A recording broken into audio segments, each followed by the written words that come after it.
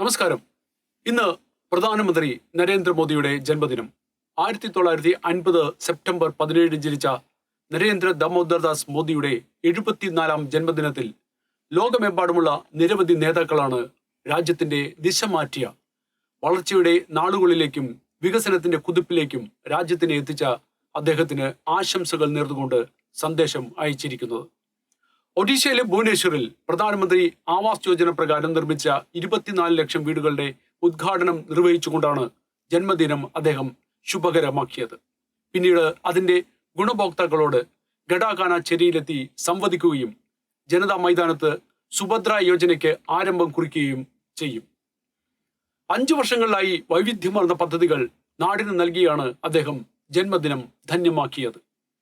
2023 തന്റെ 73ാം ജന്മദിനത്തിൽ കരകൗശല തൊഴിലാളികൾക്ക് വൈദഗ്ധ്യം കൂട്ടുവാനായിട്ടുള്ള വിശ്വകർമ്മ യോജന തുടങ്ങിയതും 2022 ഇന്ത്യയിൽ വംശനാശം നേരിട്ടുകൊണ്ടിരിക്കുന്ന 8 ചീറ്റപ്പുലികളെ വിദേശ രാജ്യങ്ങളിൽ നിന്നും കൊണ്ടുവന്ന് മധ്യപ്രദേശിലെ കുനോ ദേശീയ പാർക്കിൽ തുറന്നുവിട്ടതും 2021 2.5 കോടി കോവിഡ് വാക്സിൻ ഒറ്റ ദിവസം നൽകി COVID-19 എന്ന മഹാമാരിയിൽ നിന്നും രാജ്യത്തെ രക്ഷിച്ചതും 2020 കോവിഡ് കാലത്ത് പ്രധാനമന്ത്രിയുടെ ജന്മദിനത്തിനോടനുബന്ധിച്ച് സേവാ സപ്താഹി എന്ന പരിപാടിയിലൂടെ അദ്ദേഹത്തിന്റെ പാർട്ടിയായ BJP നിരവധി ക്യാമ്പുകൾ തുറന്ന് ഭക്ഷ്യദാനം വിതരണം ചെയ്യുകയും രക്തദാനം നടത്തുകയും ചെയ്തിരുന്നതും 2019 നമാമി നർമ്മദ പദ്ധതിയിൽ അദ്ദേഹം പങ്കെടുത്തതും തന്റെ ജന്മദിനത്തിന്റെ പ്രാധാന്യത്തെക്കാൾ ജനനന്മ ലാക്കുകയായിരുന്നു.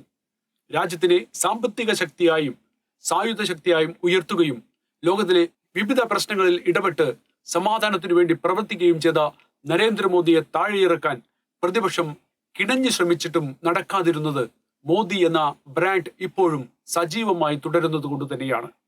അമേരിക്കൻ ഡീപ് സ്റ്റേറ്റിനെയും തിരഞ്ഞെടുപ്പ് വരുമ്പോൾ സൗജന്യങ്ങളുടെ പെരുമഴ വാഗ്ദാനം നൽകി ഭരണം പിടിക്കുവാൻ ശ്രമിക്കുന്ന പ്രതിപക്ഷത്തെയും ഇന്ത്യക്കെതിരെ ഒളിഞ്ഞും തെളിഞ്ഞും പൊരുതിയിട്ടുള്ള ചൈനയെയും തോൽപ്പിച്ച് വീണ്ടും അധികാരത്തിലെത്താൻ മോദിക്ക് കഴിഞ്ഞിട്ടുണ്ടെങ്കിൽ അത് നരേന്ദ്രമോദിയുടെ ജനസമ്മതി ഒന്നുകൊണ്ട് മാത്രമാണ്. രാഷ്ട്രീയക്കാരനായും അഴിമതിരഹിത ഭരണത്തലവനായും രാജ്യത്തിന് സേവനം അനുഷ്ഠിച്ചുകൊണ്ടിരിക്കുന്ന പ്രധാനമന്ത്രിക്ക് എല്ലാവിധ നന്മകളും വരട്ടെ എന്ന് ആശംസിക്കുന്നു. ജയ് ഹിന്ദ്.